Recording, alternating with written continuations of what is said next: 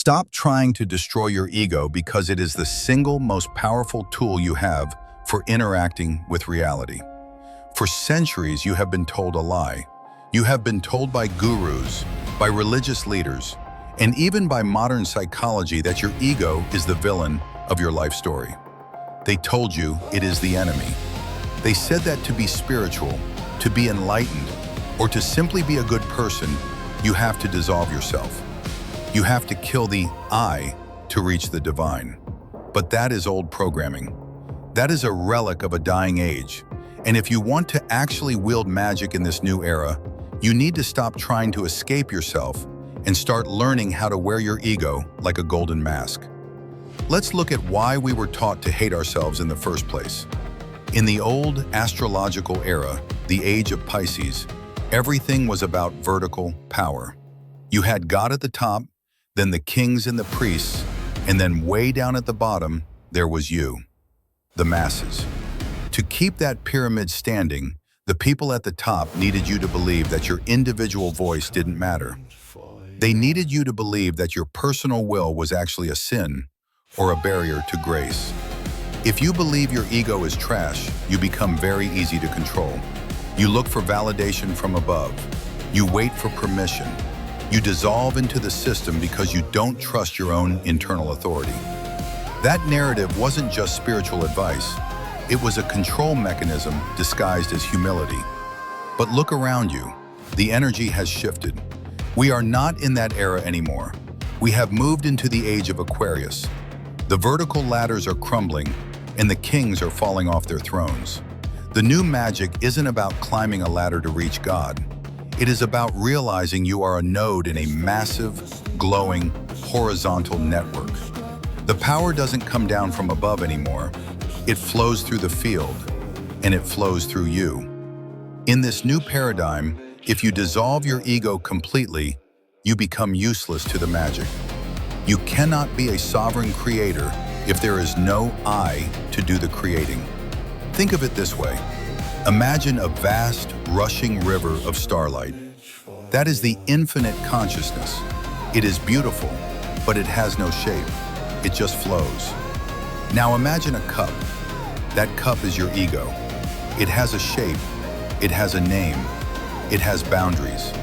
If you smash the cup because you think it's bad or limiting, the water just spills everywhere. You can't drink it. You can't share it. You can't do anything with it. The cup is not the enemy of the water. The cup is the vessel that allows the water to be useful. In this new magic, we don't destroy the cup. We craft it. We refine it. We make it beautiful. Your ego is the interface where your willpower touches the fabric of reality. It is the shaped edge of your soul. Without an ego, there is no one to speak the spell. There is no one to walk the gates. There is no one to say, I am becoming. You need that I to anchor the magic into the physical world. This is what we call the golden mask. Instead of thinking of your personality as a prison you are trapped in, imagine it as a mask you have consciously chosen to wear. It is a tool. When you wear the mask, you have a name, you have a history, and you have desires. You can interact with the world. You can play the game. The problem only happens when you forget you are wearing the mask. The problem isn't the ego itself. The problem is thinking the ego is all you are. The master magician knows how to dance between these two states. This is polarity magic. On one hand, you are the river. You are the silence. You are the infinite nothingness that connects everything. You can dissolve into that space when you need to rest, when you need to disconnect from the drama. But on the other hand, you are the cup. You are the specific, named individual who wants things, who loves things, who creates things. You don't have to choose one or the other. You are both. You are the star and the name. You are the silence and the voice. So how do you actually use this in your life? How do you reclaim the ego without becoming an arrogant jerk? You change the frame. First, you adopt the hero's frame. When things get hard, when life throws a wall in your face, the old version of you might collapse and ask, why is this happening to me? The sovereign ego says, This is the part of the movie where the hero faces the challenge to become stronger. You narrate your own life. You turn the struggle into a mythic pathway. You aren't a victim, you are the protagonist. Second, you use the mirror of perfection. You stop seeing obstacles as mistakes. You realize that everything happening around you is a perfect reflection of the current configuration of the field. It's not a punishment, it's data. Your ego becomes the scanner that reads the room and says, okay, this is what we are working with. How do I alchemize this? You stop resisting reality and start shaping it. Third, you realize you are the site of weaving. You are the point where the abstract becomes concrete. You stop waiting for a savior or a sign.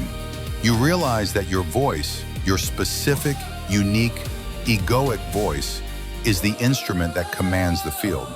You say, I do not collapse, I transmute, I shape the field from where I stand.